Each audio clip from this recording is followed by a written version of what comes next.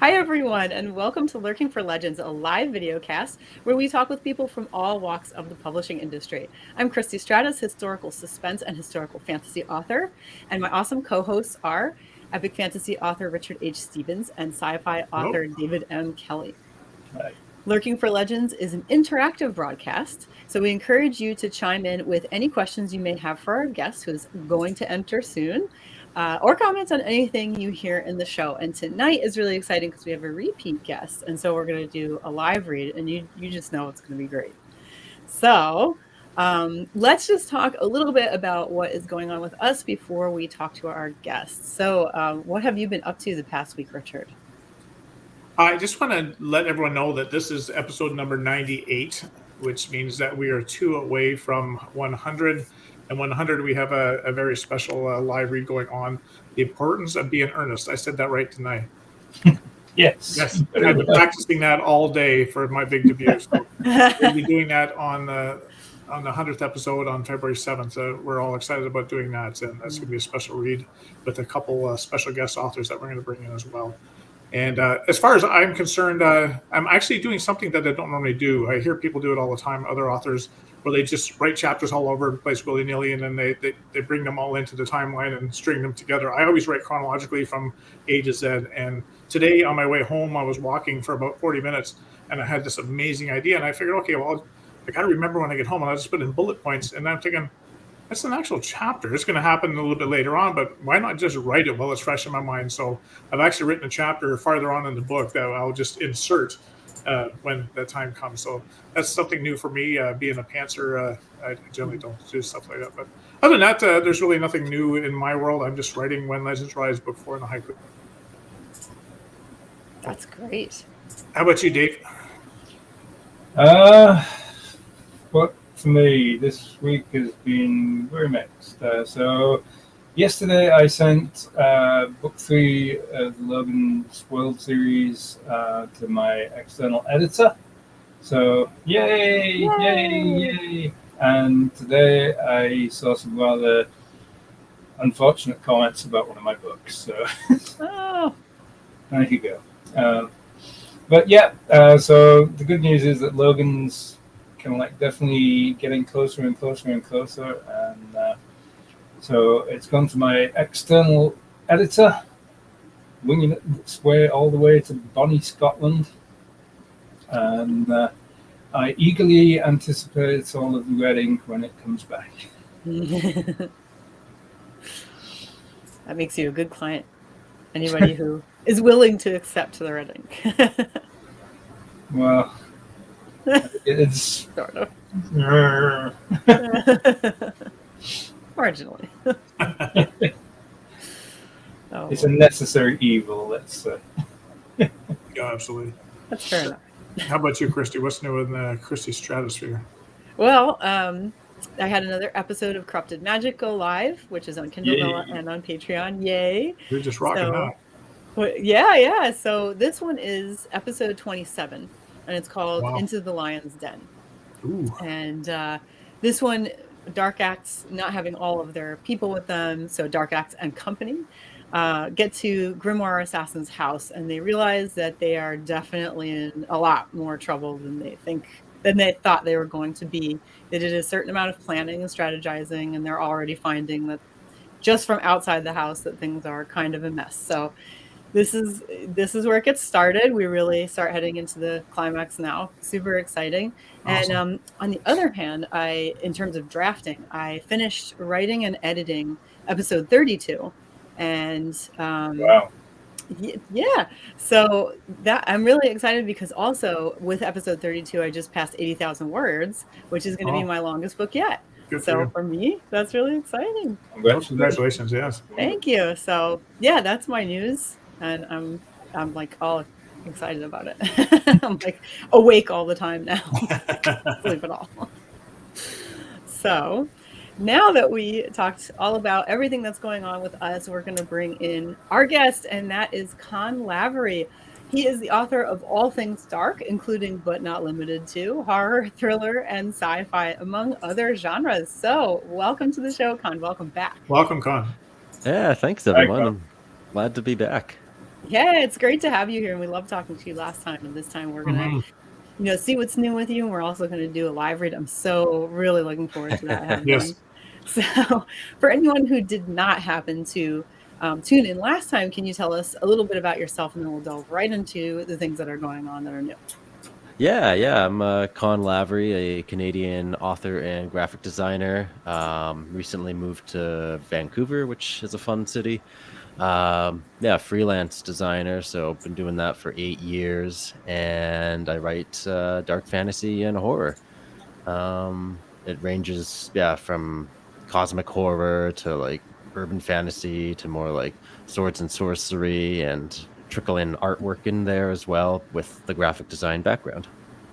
Yeah. And not to embarrass you, but I work with Con on the design end for my website. And if you're looking for somebody to help you with your website, either design it, or if you already have a design and you just need help with it, I highly, highly recommend him. I've been using him for a while now, and oh my God, life is so easy now. I would never go back. Yeah. So, yeah, so, make sure that you comment in the chat, or, just contact him through any of his social media streams, Yeah. any way you want to.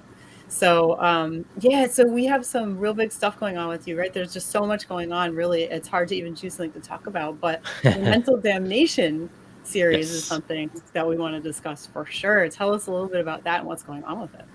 Yeah, that's kind of the fun one because it's where we'll be doing the live reading. Mental Damnation is what got me started into writing. Like most people, I've been writing since I was a little kid and been writing forever. But the first one that I decided to pursue professionally was the Mental Damnation series, and it was filled with a lot of inconsistent, I guess, what I wanted to do with the books. So the first one that actually came out was called Reality, which is this one here. And that was always going to be the first book. But the fourth and final book, Mortal, I didn't actually think it would be what it ended up being, but it was the first series that I worked on. So you learn about just overall story arc, and sometimes stories take you in surprising places. And the Mental Damnation series is kind of a Alice in Wonderland with a mix of Clive Barker and Lord of the Rings. So it's got three fusions of fun stuff, like in terms of setting and stuff. It's got your dragons, it's got your paladins and your magic.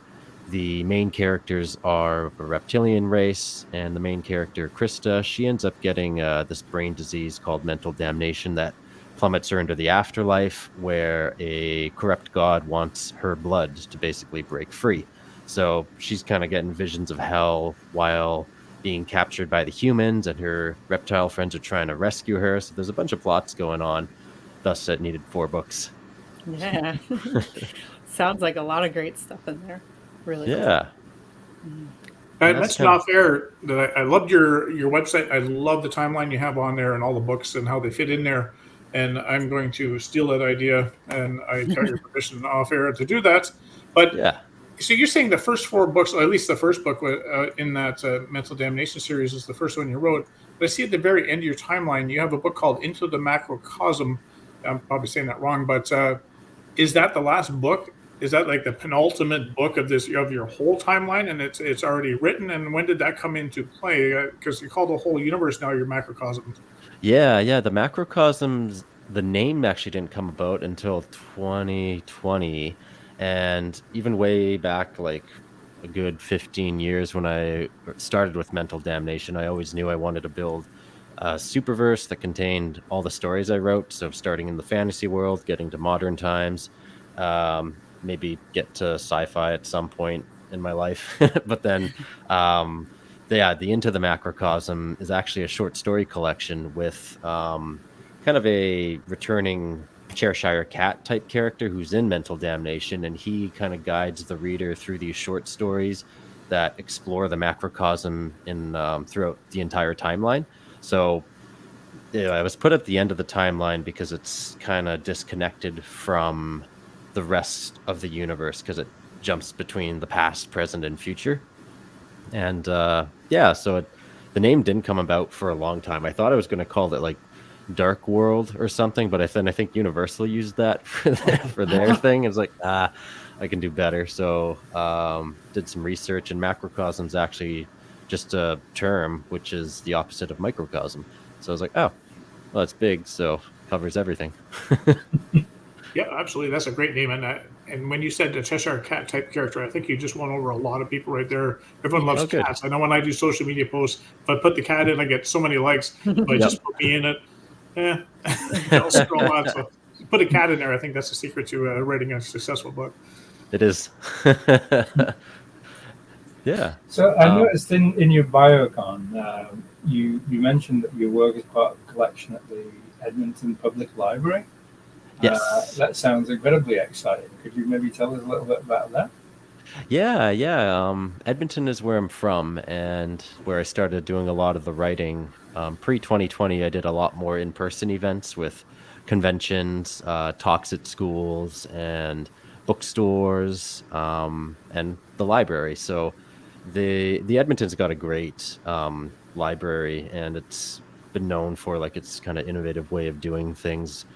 And one of the programs they had was to get local musicians and authors, and I think even visual artists, to have their work archived at the library. And essentially, it was an application that you get to fill out and proof that you're an author from Edmonton. And they approved it, and then it was featured on the shelf of local authors when they launched their new library. Cool. Yeah. Yeah, it's really neat. So they've always treated everyone well, and they've run their own little book conventions before at different areas throughout the city, and always enjoy working with the library. Oh, absolutely. It's amazing when libraries do that. I know from personal experience, we try to get libraries around our area to do that, and they almost want nothing to do with us. And we're thinking, well, we're authors, and that's what you have on every shelf is books from authors, but they really don't want to put any time into the local authors. So it's really nice. It's awesome that Edmonton does that, and kudos to Edmonton and whoever is behind that, because you got to support your local talents, because Stephen King is a local talent somewhere, and there's so many great authors out there that just need to be discovered. Oh yeah, and it shows them on a real local level too. And I think Edmonton even has like a author in residence that is a full year, essentially, job where you can write your book at the library, but you're kind of writing in the public's view, so that anyone can come up and book a time with you to ask questions, and you can tutor them. But yeah, it's a full program they do, and it's a year-long contract. It's really cool. That's awesome. Sorry, I'm just laughing at the comment in the. He's I've never heard of him either. Some hack I've heard about.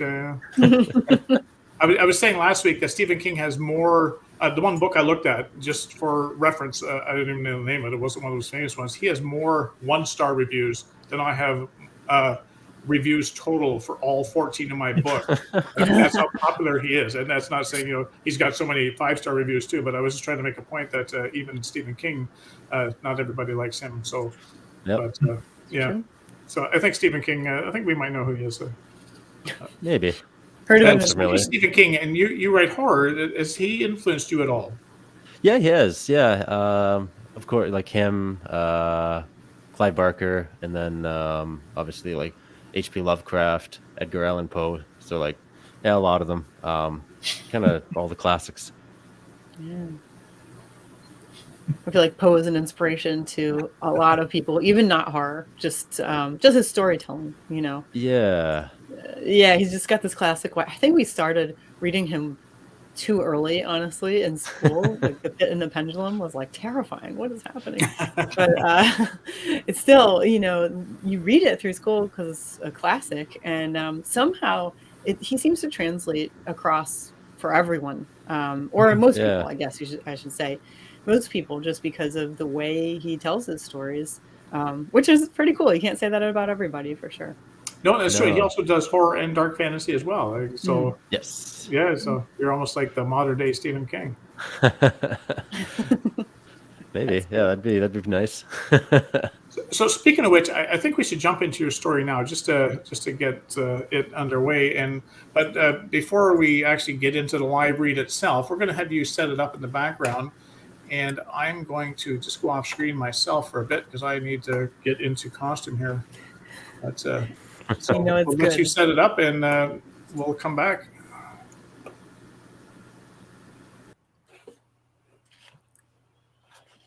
Oh no, Dave's gone. Oh no! Really? Uh-oh. He's doing secret things over there. Oh my god! I wasn't going to actually take myself right off the screen. I think but okay, I'm just going to spin around here. But while we're waiting, unless you have to set up yourself, Konn, you can set up the scene for the listeners if you want. And yeah. Well, I've got. I did bring one little prep. I brought because I'll be doing the narrator. I brought a storyteller mask. Oh, I love it. So I just got to put this on. Other than that, I'll explain where we're at with the story once I put this on. Those are beautiful, David. You look gorgeous.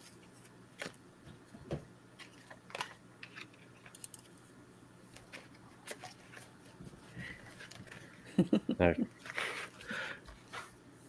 we go. Oh, that is awesome. That is awesome. I love it.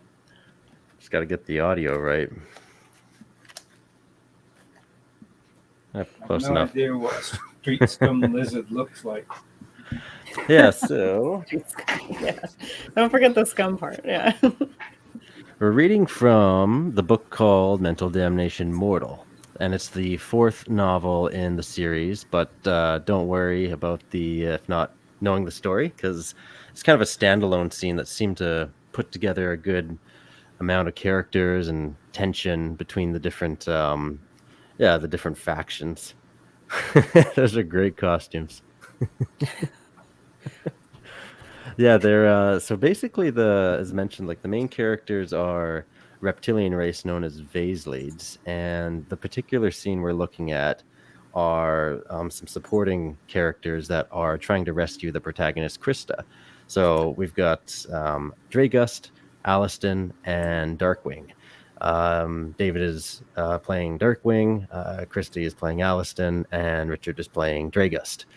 And Dragust is a former gang leader who wishes to prove his worth to Darkwing after they had some past tension. And Alliston is a ex-cult member who has a romantic interest in Darkwing because he rescued her from a cult. And Darkwing is trying to find his dear Krista.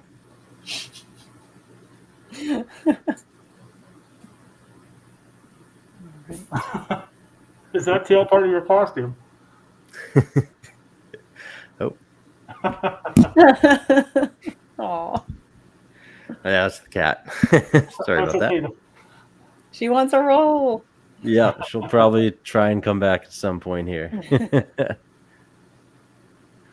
Okay. Yeah, so that setup for the scene is basically Dragust, Darkwing, and Alliston are on the hunt trying to find Krista. They had just returned to the surface world and had a violent encounter with humans. And Dragust suggested that they needed a relic to prove to the other Vaselids that there is a path back to the surface world. The group returns to the battlefield aftermath on the road, hoping no other humans will see them. And that's where we're at. All right. So, ready to begin? Yeah, take us away. Awesome. I think Spank might come back, the kitty cat. So, all right. So, their journey came to a close as a nasty stench radiated from the scene, far worse than any smell of a corrupt. Their trail ended once they spotted the fateful wagon on the dirt road, bringing all three to a halt. It's still there, Dragust said as he crept up behind a bush. Most of it. Alliston said while creeping up beside him. The wagon had been looted, crates had been smashed, and linen bags opened. The humans had been stripped of their weapons and armor, leaving them naked. Their bodies had insects flying around their mangled parts. Evidence of animals feasting was apparent from the innards dragged out on the dirt. The horse was nowhere to be seen. It was most likely stolen too. That's good, Dragust said He scanned both sides of the road. There was no one around. The coast was clear up to the turn where they had let the red-headed human escape. I can't see beyond. Darkwing That's said. fast. Go. Dragus said, while drawing his sword. He jumped from the bush and skidded down the incline until he reached the road. Darkwing and Aliston were quick to follow. Darkwing held out his sheathed sword and leaped from the bushes. Dragus reached the closest corpse. It was one of the boys. These are small. He spotted the body of the one man who was in charge of the group. His corpse was beside the wagon. Go, man. Dragus reached the decapitated man. His skull was still there. Snagging the man's head by the long hair, he lifted it up. Deed is done. The sound of horses' hooves picked up. It was soft at first and increased in loudness. Another ill-fated alignment in time. We got company. Darkwing said. This world is cursed. He thought. A surprising one, for he was generally rational. A brown horse in plated armor and a red tabard appeared, galloping towards them from the curved road. It kicked up dust as it stomped on the ground. On the creature's back was a human in gold-plated armor who held on the horn of the saddle. The man's dirty blonde hair blew in the wind, face stern, staring at Darkwing's group. He reached for his large sword sheathed on his back. Dragus hurried over toward Darkwing and Aliston, holding the decapitated man's head. Come on, that horse won't make it into the forest. Right, let's go. Darkwing said. Crunching sounds caught their attention. Aliston was using her teeth to gnaw through the wrist of the dead blonde boy. She tore the hand free and spat the decapitated human hand into her own, then tucked it into her belt. In case we have to separate, Aliston said. Darkwing snagged Aliston by the arm and forced her to move with them. We're not splitting. Go. The noise of trotting hooves escalated as the gritty scent of the human and horse pierced through the stench of corpses. Their foe was close. The group rushed off the road and through the bushes, hurrying up the inclining forest leading back to Mount Kazuchi. Aliston took the lead and Darkwing followed behind, with Dragus taking the rear. They ran through the thick foliage, stomping through the grass, twigs, and bushes. Darkwing didn't look back. To his surprise, the sound of hooves did not stop. The rustling of branches amplified as the animals tore through the forest, still chasing them. They'd misjudged the strength of this horse. "In the name of Kingdom of Zingalg, surrender yourself," came the strident voice that boomed throughout the forest. Birds began to fly away from the tree tops. The insects completely stopped buzzing. Darkwing, Aliston, and Dragus panted as the snapping of bushes erupted. The horse's snorting was right behind them, too close. "O Father, be my strength. Be the might of thy spirit. Lift us." The human's commanding voice thundered. The sound of scorching fire followed as the bright white light burst from behind them. Cracks erupted from the ground, channeling towards the group. Dirt fell into the cracks. The ground was splitting. Bright white light emitted from the holes as the crack tore past Darkwing. The light projected directly below him, causing a numbing sensation throughout his form. His legs gave out. He collapsed on the dirt. His eyesight blinded into whiteness, his hearing muffled. All he felt was his heart pounding. Thud, thud, thud. The desensitization passed. He was able to see and hear again, spotting Dragus and Aliston, who'd also fallen due to the strange light's power, which began to fade. The decapitated head Dragus previously held had rolled out of reach.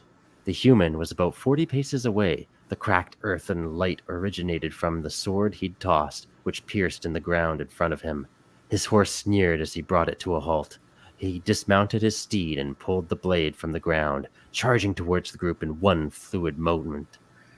His armor began to glow as he moved with elegant speed. Despite the heavy-plated armor, he had supernatural strength. His ability an ability Darkwing hadn't witnessed since childhood. This was the power of a paladin. Darkwing scurried to his feet and lifted Aliston up. Come on! He turned to Dragust to help him up. The paladin continued, 30 paces away. Dragust! Darkwing said. Dragust snagged his sword from the ground and turned to face the human. Go! He said. What? Darkwing asked. We're not going to shake this paladin. You remember what those bastards were like? He spun his blade, taking a wide stance. I want him. Darkwing shook his head. This is idiotic. The paladin was now 15 paces away. Go, kid. Dragust snarled. Let me have this soft skin. 5 paces away, Aliston pulled on Darkwing's arm. We gotta go. The paladin lifted his sword and swung it down at Dragust, who parried the attack. Bright white light sparked from the two blades clanging. An invisible force pulsated from the blow, vibrating through the forest and pushing Darkwing and Aliston. The force of the shock wave knocked Dragust back, but he managed to regain his balance. Go, you fool! Dragust hissed. Darkwing was not going to be able to argue with him. Paladins were a menacing force that didn't stop until their mission was complete. For a moment, Darkwing pondered if all three could take him down. No, the fight was pointless. Dragust was sacrificing himself for their greater mission and glory. Darkwing exhaled in defeat, snagging Aliston's hand and pulling hard, forcing her to run with him. The clanging of metal echoed behind them as the swords danced. The battle sounds became muffled as they sprinted farther into the forest. Then the clanging faded, rendering it impossible to tell if the fight had ended or they had simply gone too far to hear it. The two continued to move up the mountain through the forest, with the sun progressively journeying towards the other end of the sky. Time moved faster on the surface. Darkwing was sure of it. He used his hunting skills to track their previous footsteps. Even in the alien environment of the surface world, he guided Aliston closer to Mount Kazuchi, eventually arriving to where they had buried Krista. The light began to lessen, leaving them with the setting sun. We left him, Darkwing said, knowing it was an obvious statement. He glanced back to see if they could spot anything. Neither the paladin nor Dragust was visible. He knew Dragust wasn't going to show up. Darkwing's true fear was the paladin. We had to. Aliston said. It was a paladin. Don't you have any memory of what they were like during our banishment? Yes, I know. Darkwing said. That's what sickens me. Dragust stands no chance. The humans don't seem interested in killing us. Aliston said. They had Krista alive. Darkwing stared at her grave. Apparently, till we intervened. Aliston stroked his hand. He may be alive. If he is, he's a prisoner. Darkwing hissed. Shit. He couldn't believe he didn't stay with Dragust. They too had had their differences, but they had grown close. Come on. Aliston said. We shouldn't stay here. She tugged on his hand. It had all happened so fast. The paladin was like a ghost summoned from their unfortunate past. That damn redhead soft skin. Darkwing knew that they should have hunted him down. The boy had told the other humans, and they sent a paladin to avenge them. The man's otherworldly strength outmatched anything that Dragust, Darkwing, or Aliston could do. That blinding light that shined through the ground, stunning them, was proof. Even if they'd had their own comrades with them, Darkwing knew that they wouldn't have been able to stop the human. Paladins were mighty. They ruled with an iron fist that could stop anything with their prayers of power. It angered Darkwing. 2 centuries on, and they still were on the surface world. Dragust knew what he was doing. Aliston said. Why, though? Darkwing asked. Revenge? Aliston shook her head. I don't know. I didn't know him well. I only saw him after the Bloodhounds. He seemed to lack a real purpose and wasn't fond of the city of Renaissance. Do you know much about his past? No, I met him with Krista so long ago. He freed us from enslavement from the Renaissance Guard as we were building the lower district. I cannot blame him. Alliston said. I have to admit, even when we attempted to free Krista, the act of inflicting pain on the humans was satisfying. Something long forgotten deep within me was channeling out. I know how you feel. It's powerful. It's called revenge. Darkwing let out a sigh. The paladin came so suddenly. Out of all the battles I've been in with Dragist, why would he sacrifice himself now? He knew the paladin wasn't going to stop. We couldn't outrun him. Dragus wanted to save you. He was quite loyal. Maybe his hate for the paladins is deeper than we know. Darkwing knew that Allison was just trying to comfort him. It wasn't working. Darkwing was not satisfied with her explanation of Dragust's sacrifice. He could only hope that the paladin wasn't going to kill Dragust. Paladins were known to show mercy to those that surrendered to their will. Other humans, like the Knights Union, were not so forgiving as he had seen in the past. Softskin sickened him. Dragust was now the second person he'd lost to the surface world since arriving. A world ruled by humans. They had forever changed the Vaislead people's lives. And that's that. Bravo. That was exciting. That Yeah, was it was fun. And with that, you heard Konn's audiobook voice, because he makes his own audiobooks. He actually records his own audiobooks. Wow. Yeah. You've done a lot of them, haven't you? You've done a number of them, haven't you? Sorry. Oh, I had my headphones off for a sec. Oh, sorry. You've done a number of audiobooks yourself, haven't you? Oh, yeah. Actually using this particular microphone. Yeah. It sounds really, really good. You can hear, it's like you change into that special voice talent type voice. Yeah. It sounds really good. Oh, good. Sweet. Yeah. I admit I forgot to do a dry run, so it was the pacing was off, but yeah, glad it sounded good. No, it's always a lot of fun. Yes, it's live, so. CJ is upset about her plant being used. Those props were great. I spend hours on mine. No, that's awesome. It's just neat. It just adds something to the read. Oh yeah, and I didn't see them because I had the screen up, but then I heard the horse galloping. I was like, oh, look at that. That's kind of a Monty Python thing. I didn't have coconut, so worked well. Yeah. Richard and David are kind of the kings of sound over here. So, this? Oh, this is. What's Svengoolie?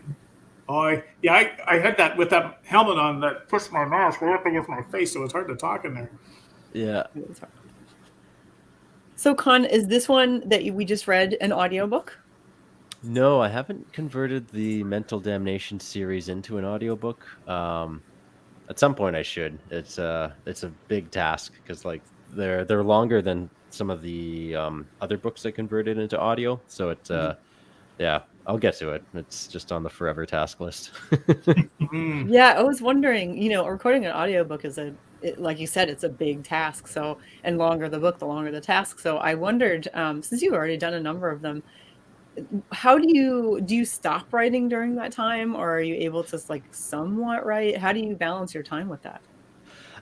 It's tough. It definitely consumes a lot more time. I still try to get up early, and I do at least 1 hour of writing a day, and then the rest of the day derails. But yeah, usually then I do the audiobook when I was in the afternoon.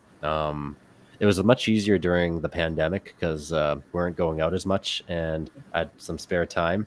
But now that I live in Vancouver, I noticed sound pierces through buildings a lot easier because they're only single paned glass windows versus two paned like in Edmonton. So you hear a lot more sound, and I haven't found a way or a spot where I can record with quiet because you hear trucks and everything going by all the time. So yeah, the future of doing audiobooks is going to be tricky, but when I was doing it, it was generally in the afternoon. I would do the recording, but then you also have to go back and listen to your recording to make sure there's no hiccups or like the cat's bell jingling or something going on. Spank. adding her 2 cents. Yep, pretty much all the time. Audiobooks are certainly a major undertaking. How long would you say to do a finished hour? How long would you say would it take you to actually do that? Oh, like an hour's worth of reading? An hour's worth of actual audio that you would release. How much time would you put into that actual hour? Because you gotta, like you say, you gotta read it, and then you gotta fix your mistakes and stuff like that. Yeah, it takes I found, let me think. So like an hour, I would say I had found it takes about twice as long to record everything you do, and then you still have to go back and listen to it. So like the short stories I do on Patreon, the short stories have an audio component. They're not as perfected as the audiobooks, but they do. I'd say it takes, if I have about 2,000 words short story and it's about a 20-minute audio recording, it took me 40 minutes to record that audio.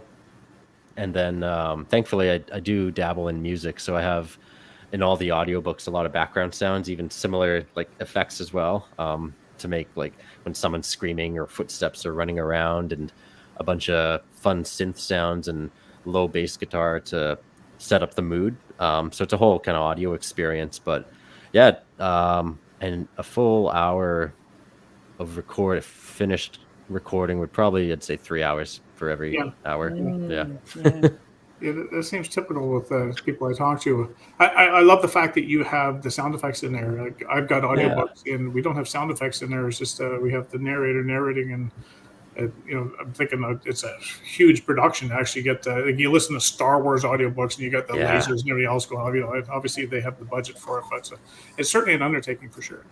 It is, and it ultimately I had found I'd done, I think, I have 4 out now. Originally I'd done 5 audiobooks, but one was a redo for a second edition. But after a good year, like audiobooks are great and all, but even after a full year, I looked at the metrics of everything.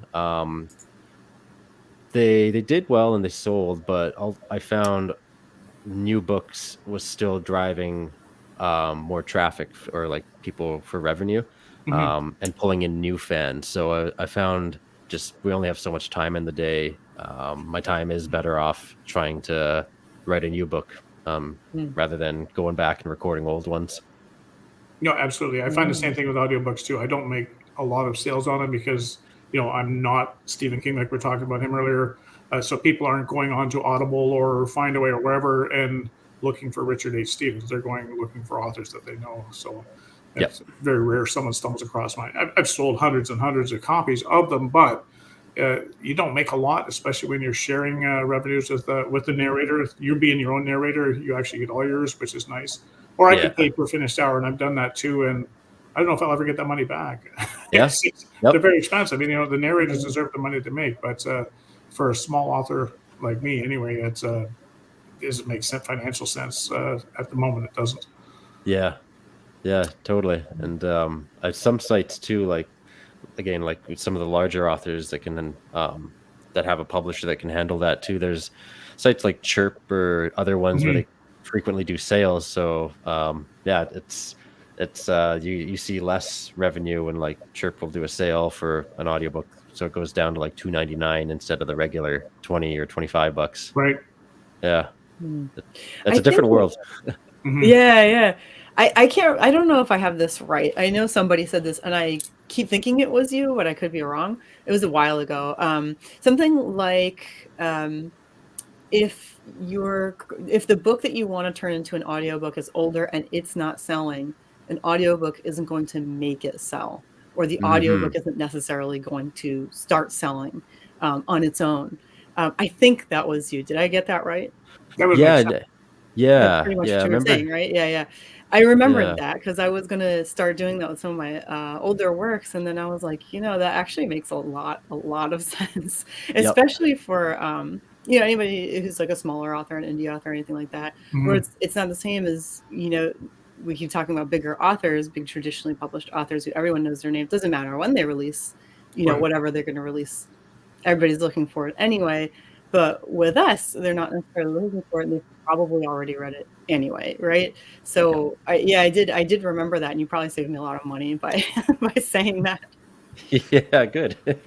It's running the business. It's as cool as it is, and even like on a smaller scale, the specifically with Amazon, the new hardcover feature.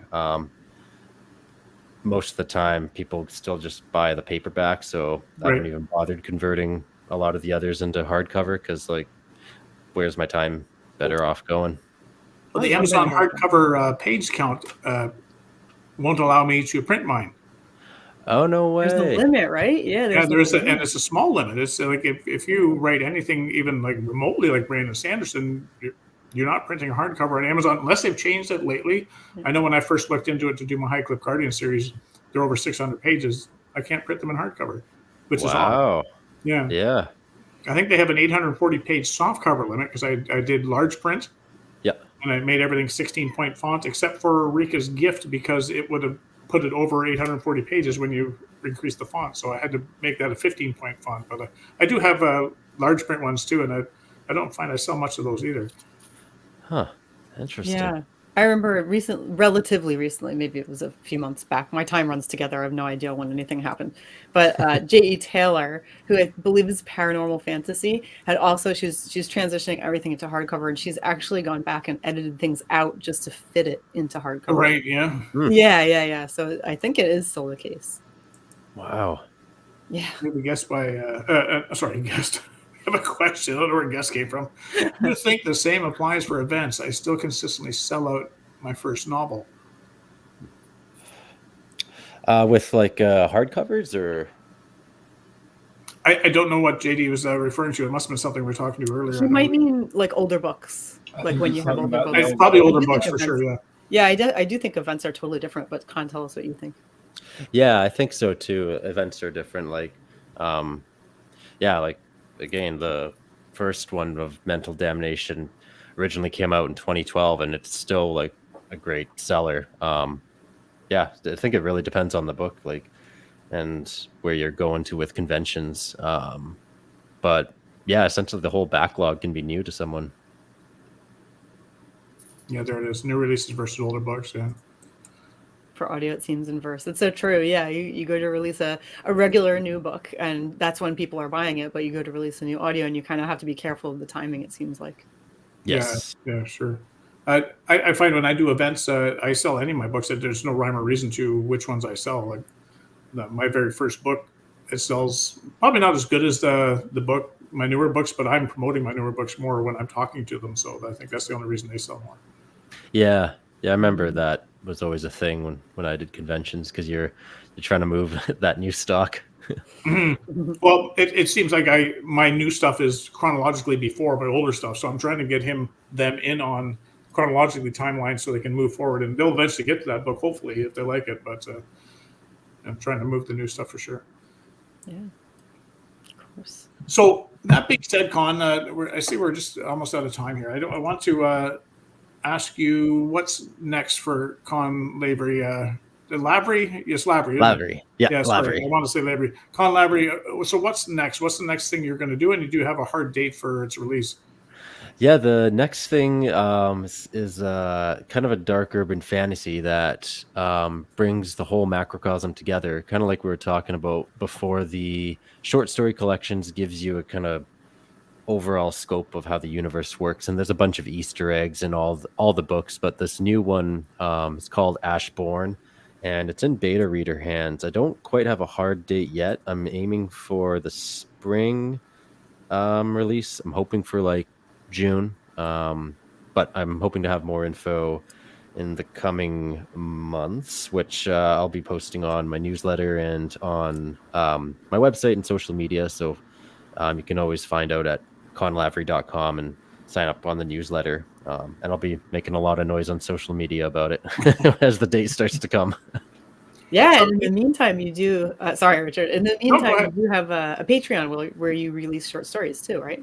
Yeah. The Patreon is a continued expansion of the macrocosm. So you get a monthly short story and written and audio. You get downloadable artwork that you can use for whatever backgrounds on your phone or just to keep. And then you get access to the Wikipedia, which contains the entire macrocosm and all the characters, timelines, the locations, and all that, and generally some other behind the scenes stuff. So might end up I'll end up sharing some of the behind the scenes of the new Ashbourne series as well. Because it's a big book, this new one that's coming out, and there's a lot of extra stuff that I ended up writing for it that didn't get into the final book, but it was more like background writing to understand the world and the characters and the different plots going on. Nice. So do you add these to your timeline that I see on your website? Every time you release one on Patreon, does it actually find a spot on the timeline? It's probably about a year behind, but yes. Yeah, I have to update no more it. audiobooks or writing, you got to get that timeline caught up. Yeah, the timeline's a little behind. Like there's a second short story collection that's a sequel into the macrocosm, and it's supposed to be on that timeline with some of the extra short stories. But with this new urban fantasy book that'll be coming out this year, I'll have to do a update because that'll be the big new release. Yeah, I look forward to seeing the timeline when it's updated. So yeah. Before we leave you, where can people buy your books? Obviously, they're on Amazon. Are they available anywhere else? Yeah, so far I've done global distribution on all my stuff. So you can find them on Apple, Google, Kobo, Amazon, Smashwords, all the different online distributors on print and ebook, and some of them in audio format as well. You can pretty much go Google my name or go to my website, and it'll have all the different icons you can click on. And you can learn more about the books. And you have a unique name, and I wanted to mention it before, but we ran out of time. But Konn, your parents loved the Star Trek, the second movie with the Wrath of Konn, and you're actually named after Konn, which is really cool. Yeah, they changed the spelling, but it was entirely based off of the Wrath of Konn. That's really neat. Great. Anyway, thank you for coming on again. We loved having you back, and we spoke off air. We're going to have you back on probably later on in the year, and we'll do another live read with you with another author as well, and we'll get back into costume and enjoy some more of your stories. So thank you for joining us tonight. Yeah, thank you guys. It's always great to be on the show. It's a lot of fun. So next week will be our 99th episode for Looking for Legends, and as such, it'll be our last author interview. As we have mentioned over the last few shows, going forward, Looking for Legends will be taking a new direction starting in March, and on the second Tuesday of every month afterward, Christy, Dave, and myself will be hosting monthly live reads with various guest authors.